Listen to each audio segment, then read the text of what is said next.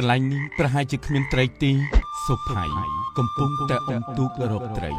ស្រាប់តែបានឃើញកូនលោកសេដ្ឋីជិះទូកកំសាន្តជាមួយអ្នកបម្រើយ៉ាងស្រស់ស្អាតអ្នកនាងទ្របអានស្អីមនុស្សក្ររហាមបែបនេះមិនស័ក្តិសមនឹងអ្នកនាងរាប់អាននោះទេ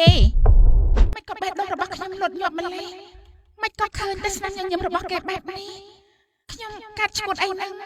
មិនក៏នៅសឹកបែរជាគិតដល់បរិះម្នាក់នោះទៅវិញរឿងគំនាបស្នេហ៍ភាគទី1អេនៅភ្លេចអីទៀតចេះអភ័យឯងកំពុងធ្វើអីហ្នឹងម៉ែកូនកំពុងរៀបចំឧបករណ៍ទៅរកត្រីអភ័យឯងមិនចេះរកស៊ីធ្វើការអីក្រៅពីរកត្រីទេហីហាមួយថ្ងៃរកតែត្រីបើយ៉ាងហ្នឹងតើគ្រួសារយើងថ្ងៃណានឹងមានដូចគេដូចឯងទៅហាម៉ែកូនធ្វើការអីបានបើកូនគ្មានចំណេះដឹងអីផងនឹងពីតូចមិនបានរៀនសូត្រអីនឹងគេរត់តែត្រេងចាំគ្រួសារបើចង់ឲ្យមានបានមិនអាចនោះទេម៉ែបានត្រឹមតែមករស់សំណាងពេកទៅហើយអភ័យធំទៅចេះតមាត់ឲ្យប្រប៉េះឲ្យឯងនេះហាម៉ែកូនទៅរកត្រីសិនហើយអាកូននេះចំមែនវើយ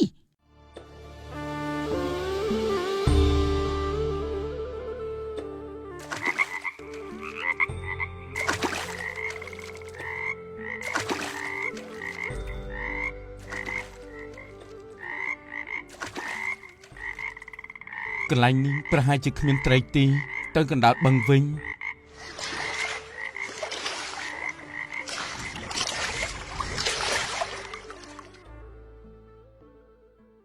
អេថ្ងៃនេះផ្កាផលិតលំចង់រីកស្រស់ល្អណាស់សុភ័យកំពុងតែអុំទូករកត្រីស្រាប់តែបានឃើញកូនលោកសេដ្ឋីជិះទូកកំសាន្តជាមួយអ្នកបម្រើយ៉ាងស្រស់ស្អាតអ្នកនាងមកដល់លេងថ្ងៃនេះអត់ខាតទេមើលចុះផ្ការីកស្រស់ល្អពិតជាស្រស់ស្រាយណាស់អ្នកនាងចាបងនួនថ្ងៃនេះផ្កាផលិតរំចង់រីកស្រស់ល្អខ្លាំងណាស់អ្នកនាងនេះថ្ងៃណាស់ទៅហើយយើងក៏ត្រឡប់ទៅវិញទៅអីអ្នកនាងខ្ញុំនៅមិនទាន់ចង់ត្រឡប់ទៅវិញទេបងនឿនទីនេះខ្យល់អាកាសល្អណាស់នៅបន្តិចទៀតទៅណាចាំយើងត្រឡប់ទៅវិញអូបងនឿនបងកុំភ្លេចបេះផ្កាផលិតផងណាខ្ញុំចង់យកវាទៅដាក់តាំងនៅក្នុងថូហើយបេះផ្កាឈូកផងបើអញ្ចឹងអ្នកនាងចាំនៅលើទូកនេះហើយចាំខ្ញុំទៅបេះជូនអ្នកនាងអ្នកនាងតើអ្នកនាងទៅណាមកណាទាំងកណ្ដាលថ្ងៃបែបនេះអាម៉េចក៏មកសួរបែបនេះយ៉ាងម៉េចយើងមកមិនបានមែនទេហាបងនឿនគាត់សួរស្រួលបួនតើបងចាខ្ញុំគ្រាន់តែអបសុកហើយក៏នាំគ្នាជិះទូកដើរមើលទេសភាពទៅអូបាទអ្នកនាងមុននេះឮអ្នកនាងថាចង់បានផ្កាផលិតនិងផ្កាឈូកនេះខ្ញុំបេះបានបន្តិចដែរខ្ញុំឲ្យអ្នកនាងចុះមិនអីទេចាំខ្ញុំឲ្យបងនឿនចុះបេះឲ្យចុះអ្នកនាងសុទ្ធតែជាស្រីបើចុះបេះមានបញ្ហាអីទៅតើគិតយ៉ាងម៉េចយកចុះណាខ្ញុំឲ្យតែអ្នកនាងមិនអាចទទួលផ្កាពីមនុស្សប្រុសបានទេអញ្ចឹងខ្ញុំអរគុណហើយសម្រាប់ទឹកចិត្តដ៏ល្អរបស់លោកខ្ញុំទទួលយកផ្កានេះចុះអើយអ្នកនាងបងនឿនមិនអីទេណាគេនិយាយត្រូវយើងជាស្រីបាច់ចុះទៅបេះនឹងមានគ្រោះថ្នាក់ណាស់គេមានចិត្តល្អឲ្យទៅហើយយើងទទួលទៅណា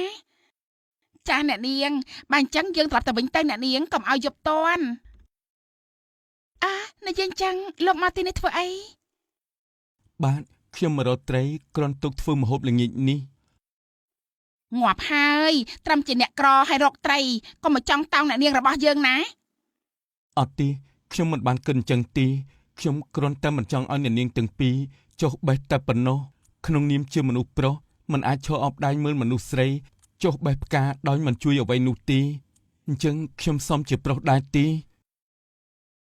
ខ្ញុំអរគុណហើយលោកអញ្ចឹងខ្ញុំសុំស្គាល់ឈ្មោះលោកផងតើបានទេយើងរាប់អានគ្នាជាមិត្តទៅខ្ញុំឈ្មោះសុភ័យចុះអ្នកនាងមេលីឈ្មោះរបស់ខ្ញុំគឺមេលីអ្នកនាងទៅរាប់អានស្អីមនុស្សក្ររហាមបែបនេះមិនស័ក្តិសមនឹងអ្នកនាងរាប់អាននោះទេ បងនឿនការរាប់អានមិនចាំបាច់គិតពីរឿងលើឋានៈឬក៏ទ្រព្យសម្បត្តិអ្វីនោះទេឲ្យតែយើងមាននិស្ស័យចេះជួយគ្នាតែប៉ុណ្ណឹងយើងយកមកធ្វើជាមិត្តបានហើយដូចជាផៃគេមានចិត្តល្អមិនឈរអបដៃមើលយើងលំបាកខ្ញុំក៏អាចយល់បានថាគេជាមនុស្សមានទឹកចិត្តល្អទើបខ្ញុំយកគេធ្វើជាមិត្តចាខ្ញុំយល់ហើយអ្នកនាងអញ្ចឹងស្រេចតែអ្នកនាងគិតទៅចោះអរគុណអ្នកនាងខ្លាំងណាស់ដែលមិនប្រកាន់អ្នកក្រីក្រព្រមធ្វើជាមិត្តរបស់ខ្ញុំកុំហៅថាអ្នកនាងទៀតអីហៅថាមាលាទៅបានហើយណាបាទមីលីអញ្ចឹងមីលីត្រឡប់ទៅផ្ទះវិញចុះកុំឲ្យមេឃយប់ទាន់ណាចាអញ្ចឹងខ្ញុំទៅវិញសិនហើយផៃតើលោកមកទីនេះរាល់ថ្ងៃមែនទេបាទមែនហើយខ្ញុំមកទីនេះរាល់ថ្ងៃព្រោះថាមានតែទីនេះទេដែលសម្បូរត្រីចាបាទអញ្ចឹងខ្ញុំលាសិនហើយសំណាងល្អណាស់មីលី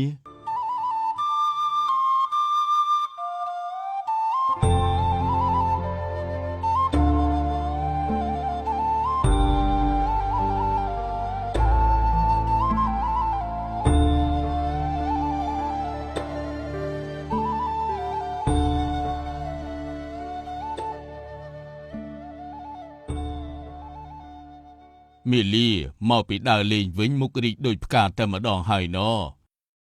ចាពុកមានឯណាពុកកូនគ្រាន់តែញញឹមបន្តិចសោះហើយដើរលេងដល់ណាខ្លះកូនគឺកូនទៅក្រៅភូមិឆ្ងាយពីផ្ទះដែរពុកកូនមីលីមិនក៏ទៅឆ្ងាយម្លេះកូននាងនឿនចាលោកសថីនាងនេះថ្លើមធំណាស់ហ៊ាននាំកូនស្រីយើងដើរឆ្ងាយពីភូមិផងបើមានគ្រោះថ្នាក់ឬមានបញ្ហាអីកើតឡើងតើគិតយ៉ាងម៉េចទៅខ្ញុំសុំទោសផងលោកសថីខ្ញុំខុសហើយដាក់ទោសនាងយ៉ាងម៉េចឲ្យសមទៅ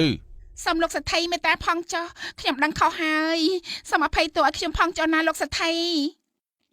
លោកពុកបងសេនឿនអត់បានខុសទេគឺកូនទេដែលនាំបងសេនឿនទៅដល់ទីនោះលើកនេះពុកអនុគ្រោះឲ្យម្ដងតែកុំឲ្យមានលើកក្រោយទៀតណាយល់ទេចាស់លោកពុកកូនអរគុណលោកពុកណាស់ខ្ញុំអរគុណហើយលោកសថីលើកនេះរួចខ្លួនតែបើនៅតែនាំកូនយើងទៅឆ្ងាយទៀតនាងដឹងហើយថាត្រូវទទួលលទ្ធផលបែបណានោះចាខ្ញុំលែងហ៊ានហើយលោកសថីល្អ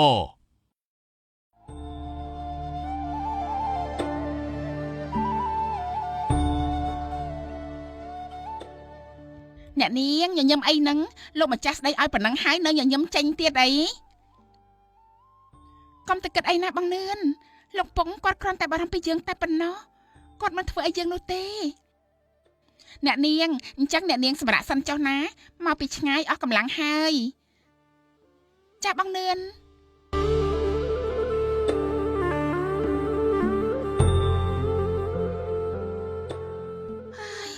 មិនក៏បេះដូងរបស់ខ្ញុំលត់ញាប់ម្លេះមិនក៏ឃើញតែស្នាមញញឹមរបស់គេបែបនេះខ្ញុំកាត់ឈួតអីហ្នឹងមិនក៏នៅសឹកបើជាគិតដល់បរិះម្នាក់នោះទៅវិញងាប់ហើយត្រឹមជាអ្នកក្ររកត្រីកុំចាំមកតង់អ្នកនាងរបស់យើងណាអត់ទេខ្ញុំមិនបានគិតចឹងទេខ្ញុំគ្រាន់តែមិនចង់ឲ្យអ្នកទាំងពីរចុះបេះតែប៉ុណ្ណោះក្នុងនាមខ្ញុំជាមនុស្សប្រុសមិនអាចឈរអបដៃមើលមនុស្សស្រីចុះទៅបេះផ្កាដោយមិនធ្វើអ្វីនោះទេអញ្ចឹងខ្ញុំសមជាប្រុសដែរទេតើមានមនុស្សប្រុសប្រមាណអ្នកដែលល្អដូចលោកទៅផៃលោកជាមនុស្សប្រុសល្អណាស់យល់ពីទុក្ខធរៈអ្នកដទៃតើខ្ញុំមានឱកាសបានជួបលោកម្ដងទៀតទេព្រោះតែពេលនេះខ្ញុំប្រហែលជាមិនអាចចេញទៅណាបានទៀតទេ